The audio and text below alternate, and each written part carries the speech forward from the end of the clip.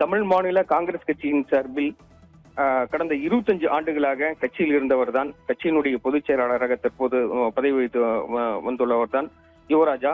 இவர் ஈரோட்டில் பாரம்பரிய குடும்பத்தில் பிறந்து கல்வி நிறுவனங்கள் நடத்தி வருகின்றனர். கடந்த 25 ஆண்டுகளாக தமிழ் மாநில காங்கிரஸ் கட்சியில் தன்னை இணைத்துக் கொண்டு பணியாற்றி வந்துள்ளார். 2 முறை காங்கிரஸ் கட்சியினுடைய மாநில இளைஞர் அணி தலைவராகவும் பதவி வகித்து வந்துள்ளார். தற்போது அக்கட்சியினுடைய பொதுச் செயலாளராக தற்போது பணியாற்றி வந்துள்ள நிலையில் அக்கட்சியில் இருந்து தன்னை அனைத்து பொறுப்புகளிலிருந்தும் விலக்கிக் கொள்வதாக அக்கட்சியினுடைய தலைவர் ஜி.கே. வாசனுக்கு இன்று கடிதம் அனுப்பியுள்ளார். அந்த கடிதத்தில் கட்சியை விட்டு விலகுகிறேன் என்றும், ஆனால் நன்றியையும் மரியாதையையும் விசுவாசத்தையும் விட்டு விலகவில்லை என குறிப்பிட்டுள்ளார். அதாவது இளைஞர் காங்கிரஸ் கட்சியினுடைய 2 முறை தேர்ந்தெடுக்கப்பட்டு தமிழகம் முழுவதும் தன்னை கட்சி யுவராஜா என்ற பெயரை அறிமுகம் செய்து அடையாளப்படுத்தியுள்ளதை மறக்க மாட்டேன் என்றும் அதில் குறிப்பிட்டுள்ளார்.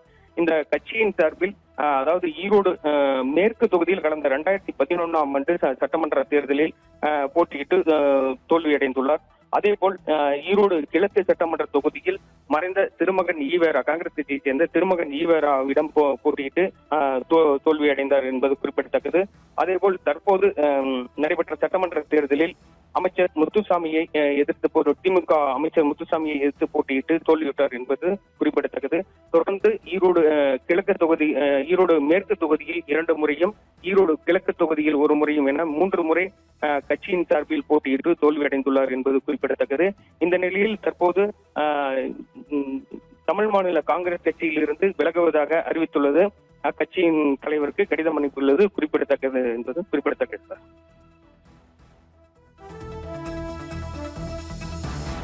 தமிழ் மாநில காங்கிரஸ் கட்சியின் பொதுச் செயலாளர் யுவராஜா அக்கட்சியில் இருந்து விலகியிருக்கிறார். இது குறித்தான விவரங்களை செய்தியாளர் வேலுச்சாமி வழங்கியதை கேட்டோம்.